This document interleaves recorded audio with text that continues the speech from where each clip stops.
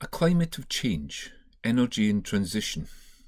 Hello, I'm a curator at the Aberdeen Maritime Museum, and over the past few years I found myself working mainly with the offshore energy collections and getting involved with the creation of a new gallery at the museum.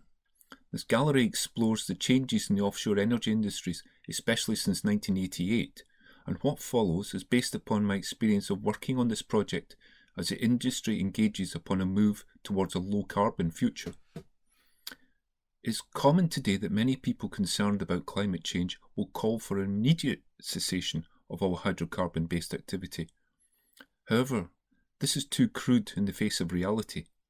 For who is honestly going to say, "Sorry, Mum, you just have to hope your heart doesn't stop as you're not allowed to get a pacemaker as it needs oil to make it"? Or who's going to tell their child, "We'll just have to operate to see if it's really cancer as the MRI scanner relies on hydrocarbons to make it run"? Is this perhaps too melodramatic?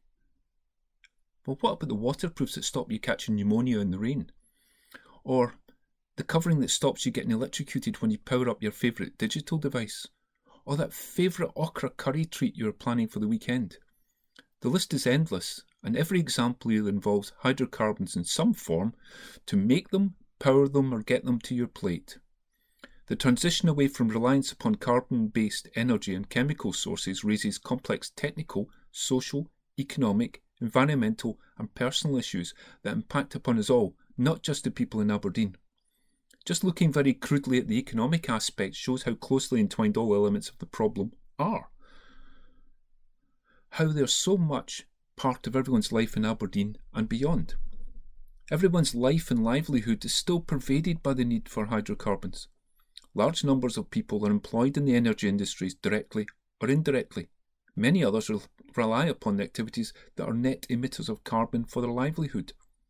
To stop all such activity precipitately would lead to mass unemployment. That would in turn plunge the economy into profound recession, the consequences of which would impact upon our ability to put the aspirations of a low, just carbon transition in place. In addition, it will take some time to install the infrastructure to utilise the low-carbon alternatives, some of which are still in their infancy. There is a growing consensus that it will take a nuanced and balanced approach in order to achieve a just net zero future, whilst avoiding socio-economic disaster and climatic catastrophe.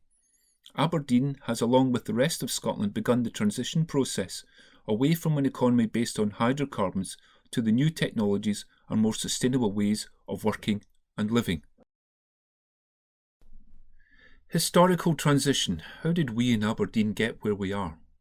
Well, the 1960s and 70s were problematic for the UK. Its economy was still heavily in debt, paying for World War II.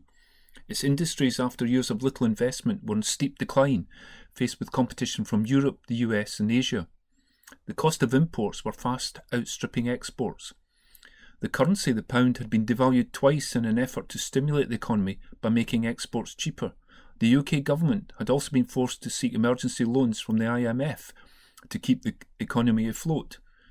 Negotiations with the then European Common Market, the EU, to gain access to its wealth and markets were proving difficult. On top of this, wars in the Middle East and the disruption it caused to oil imports from the Persian Gulf led to a steep rise in fuel prices. The UK, although it had reserves of coal, was dependent upon these fuel imports, as it still is today, to keep its industry and economy working. And by 1975, inflation was running at around 25%.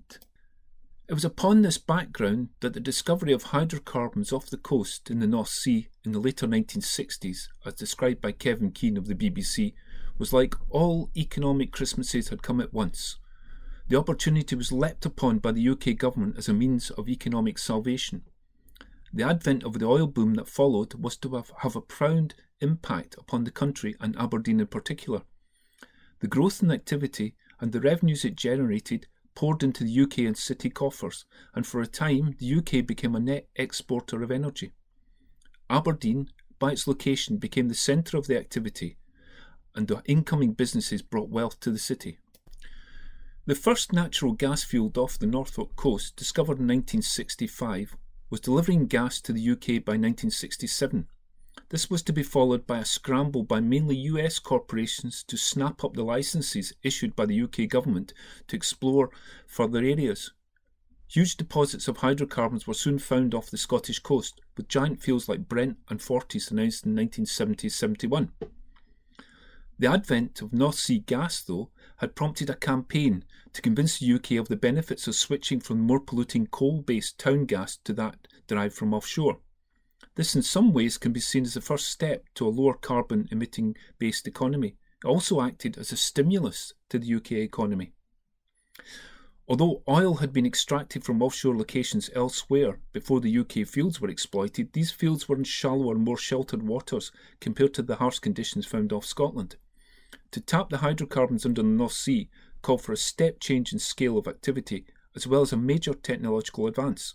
It also required people and infrastructure to support the work. So, Aberdeen had in its location harbour, population, universities, transport links, the right credentials to act as a hub. Aberdeen Harbour rapidly became the busiest in Europe. The small regional airport expanded to cater for the throughput of people required to undertake the skilled tasks required of the growing activity. The airport also acquired a heliport, which was quickly the largest in Europe. All this put pressure on the local economy, infrastructure and housing, and the city underwent rapid change both in population and in look.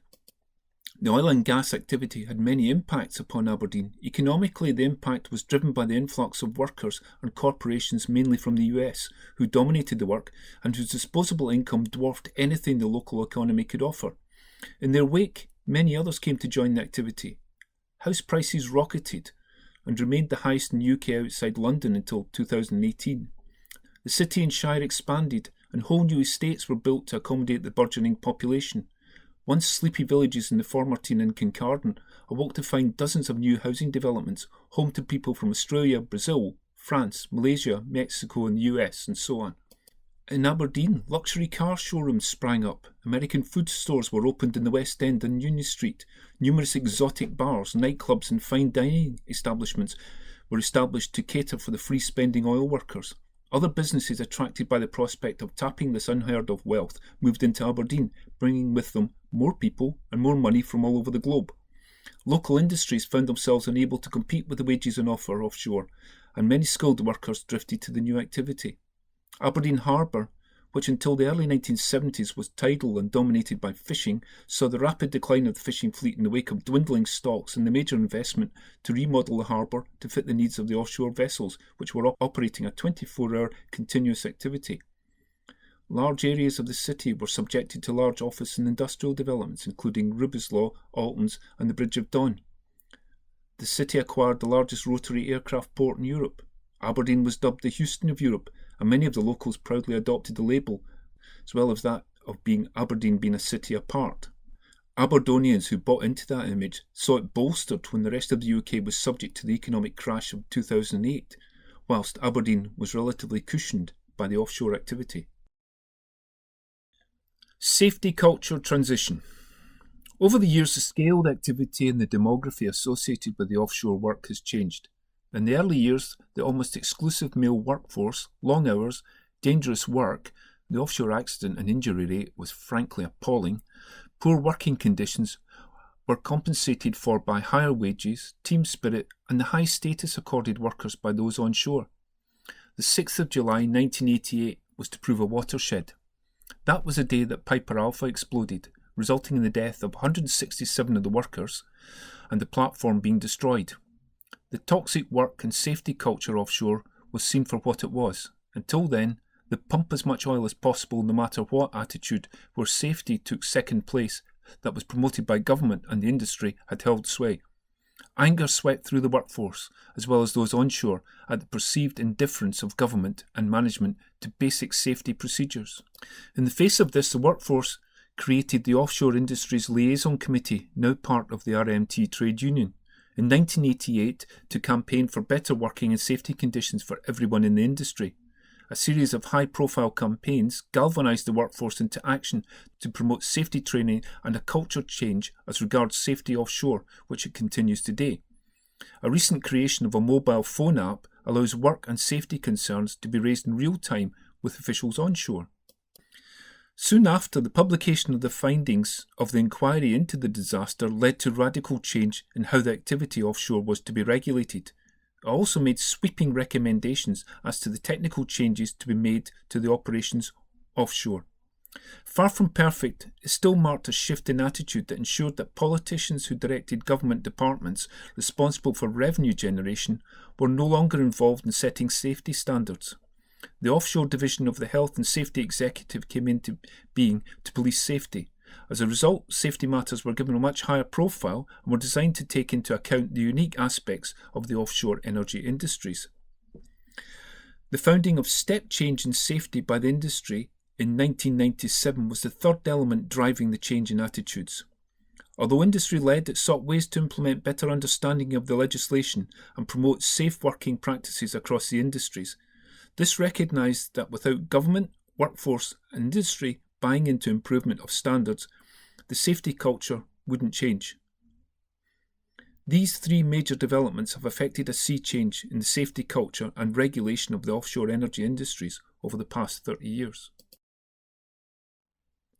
Technical and social transition offshore. Alongside the cultural change, technical and demographic developments have radically altered the industry. Many of these developments have also found their way beyond the hunt for hydrocarbons.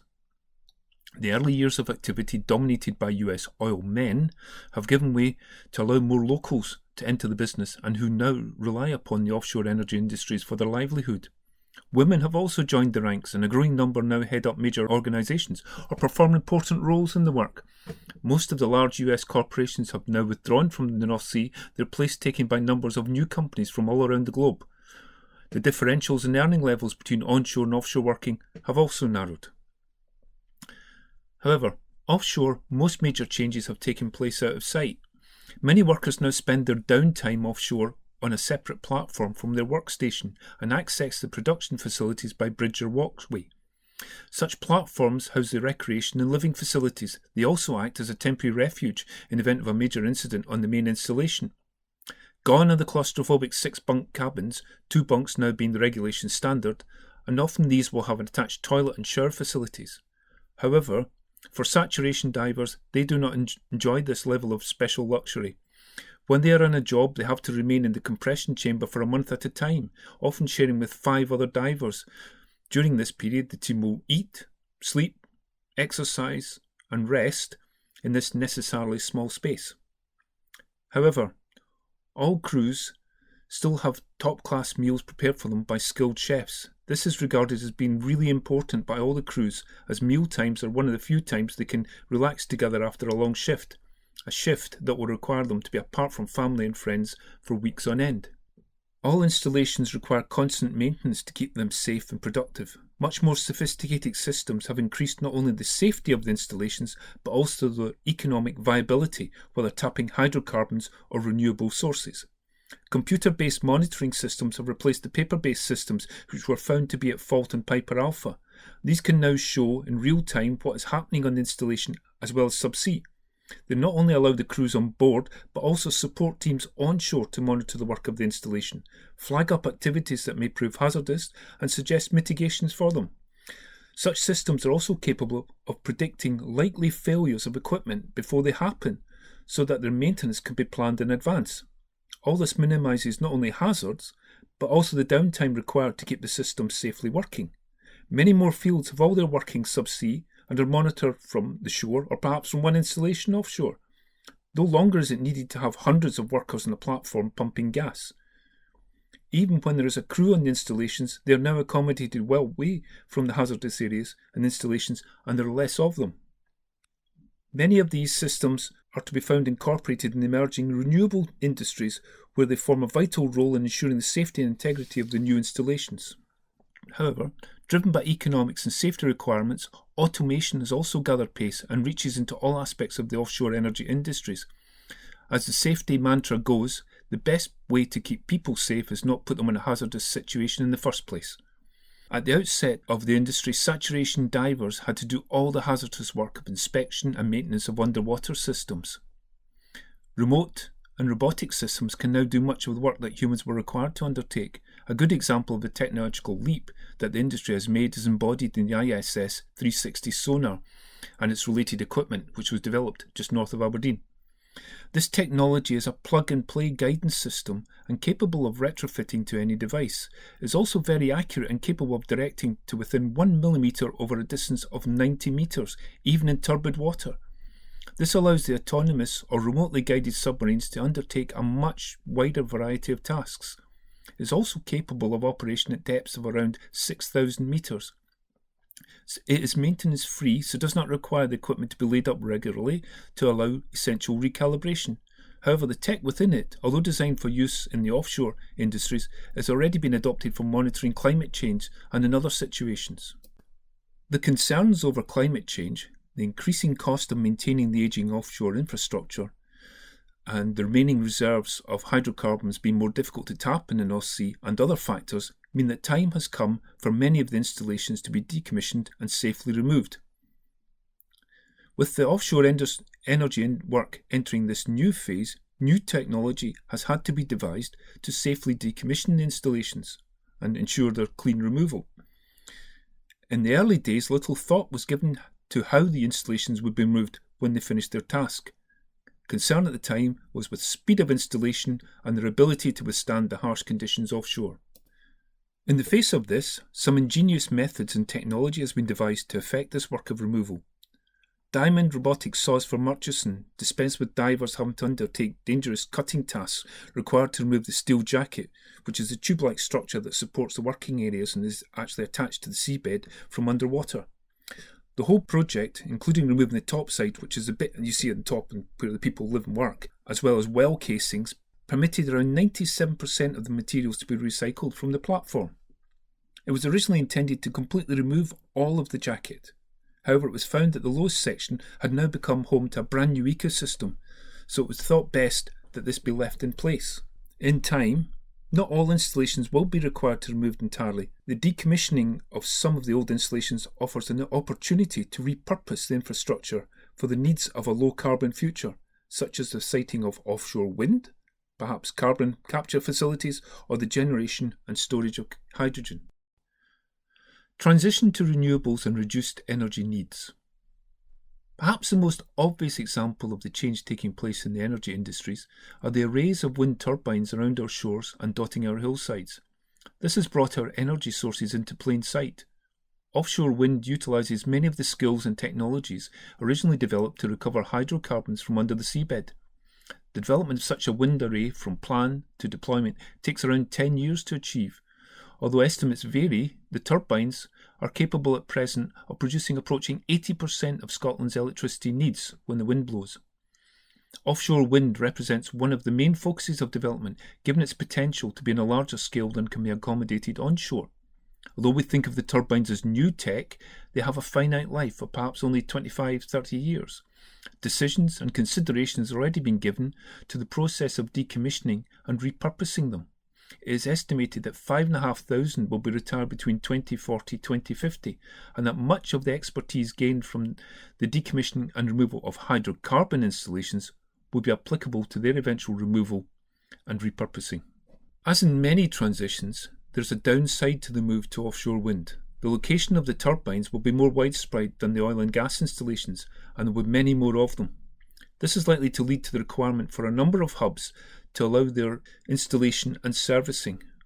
An average oil and gas installation requires perhaps 400 workers to maintain the 24-hour, 7-day-week operation, plus considerable onshore support. A large turbine array may only require 250 workers in total. This has been recognised and programmes are underway to harness the skills of the present workforce and help adapt them to the changing scene. As a designated transition zone, the area around Aberdeen is looking to develop the manufacturing infrastructure for offshore wind energy. Much of the hardware used to date is manufactured in Euskadi, Denmark, France, Germany, Japan, Korea, and so on. However, even though offshore wind can meet domestic Scottish needs and export huge amounts of power, is only part of the story. Alternative green sources are needed to power other things, such as transport, as well as reducing the amount of energy we consume in the first place. The North East is already working in both these areas. The Salamander project, using large floating wind turbines, is planned for an area 35 kilometres off the coast of Peterhead. These will basically use similar technology to that used in the hydrocarbon installations to date.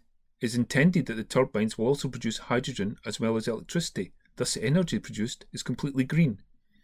Floating wind perhaps offers a step change in our ability to meet our low-carbon energy needs. However, like the oil and gas installations in the North Sea, the development costs are huge. Carbon capture and storage utilising some of the existing infrastructure in the North Sea and injecting the recovered carbon dioxide into the now depleted hydrocarbon reservoirs is also being explored. INEOS, the operators of the Forties pipeline system, is looking to utilise carbon capture technology at its large refinery in Grangemouth and pump the carbon back into the depleted reservoirs in the North Sea. Aberdeen City has also been developing numerous policies and partnerships in line with the Climate Change Scotland Act 2009 and subsequent national legislation. This legislation and the resulting policies provides a legal framework, timescales and targets for the move away from a carbon-based energy economy and reducing the requirements for energy in the first place. All the initiatives are aimed at developing the infrastructure required to help meet the targets and to increase the resilience of the city as it faces climate change.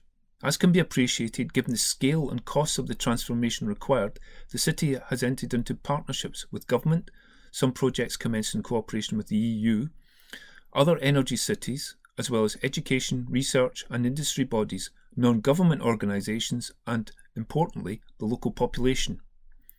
Such partnerships and initiatives have been widening in scope and frequency, especially over recent years. Much of the work undertaken is not readily recognised by the city populace.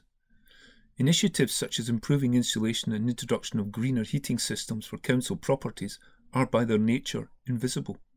Planting trees and creating green spaces may just look like prettifying, but they too form an integral part of a package of measures in the effort to achieve net zero. A climate-positive city was approved in 2020, which outlines many of the measures and the aspirations of Aberdeen in the quest to attain a net zero future. The Council Climate Change Plan 21 to 25 was recently approved, which addresses many of the areas where action is needed and provides a framework for the next 5 years for the transition to low carbon, low energy use in the Council's own assets and operations. Some elements of the change to low-carbon energy in Aberdeen are more evident to the casual eye. The city is working on a variety of initiatives developing the potential of hydrogen as a power source. Although primarily aimed at transport, hydrogen has potential for use in a variety of situations, as seen at the TECA at Dice, where an anaerobic digester plant produces green energy power for the complex. Methods are being developed to encourage the use of hydrogen more widely across the city. One aspect that has been worked upon are methods of delivering the hydrogen to where it is to be used. Ideally at present, the best solution is to have the source and end-use point in close proximity. The district heating and power projects that have sprung up in the city, such as at Seaton, have a direct impact not only upon emissions and reduce the need for energy, they also impact directly upon the lives of the citizens involved, as the schemes are also designed to tackle fuel poverty. A cogent reminder of which we had in September 2021 with the huge hike in domestic fuel bills. Whilst heating and power of fixed buildings presents challenges that are being overcome, transport offers its own challenges. Some people may be familiar with the near-silent hydrogen-powered buses or refuse vehicles that pass them on the city streets, or the electric vehicle charging stations, or, not related to transport, mobile phone recharging points that have appeared around the city to cater for the growing number of electric and hybrid vehicles and to help encourage their adoption. As part of a wider package of measures, Aberdeen has participated in developing hydrogen-based technology and infrastructure and is seeking to widen the scope of this potential power source. The first small-scale hydrogen plant was installed in the city in 2015 at Kitty Brewster to provide the energy required for a number of buses. This was later expanded to include other council, health board and public vehicles. It was followed in 2016 with another hydrogen refuelling station at Cove. These plants use electrolysis, passing electric current through water to separate the hydrogen out. The two stations are soon to be joined by a much larger facility in which, in addition to serving the needs of road transport, is intended to also provide fuel for rail and, importantly, maritime transport. This latter sector accounts for 940 million tonnes of CO2 being emitted annually, and a number of the newer vessels are already utilising hydrogen as a fuel source. Aberdeen, as a port city and as part of the energy transition zone, is naturally seeking to encourage the development and uptake of this technology. A host of other developments and partnerships in and around Aberdeen and the world are looking to develop on a commercial scale the technology and skill base required in areas such as carbon capture technology, alternative energy sources, or more efficient means of energy storage. Other partnerships are focusing upon the economic infrastructure and social transition that the challenge of climate change represents. In some ways, the COVID-19 pandemic had an effect upon people's attitude to their environment and sustainability. The discernible beneficial impact of many people working from home was readily to be seen in the reduction in carbon emissions, pollution, noise, and congestion, which allowed many people to appreciate the urban areas as never before. In many places, the natural world made a comeback after many years of absence. All over the world, as in Aberdeen, people are forming wider partnerships to seek ways of limiting the impact of climate change. The challenge faces us all. It's clear that a wide variety of measures, technologies, and cultural and personal changes will be required to lessen the impact of global warming and to permit the world to make a just transition to a carbon-neutral future, and at least, perhaps, limit the damage caused by our wasteful over-reliance upon energy from whatever source.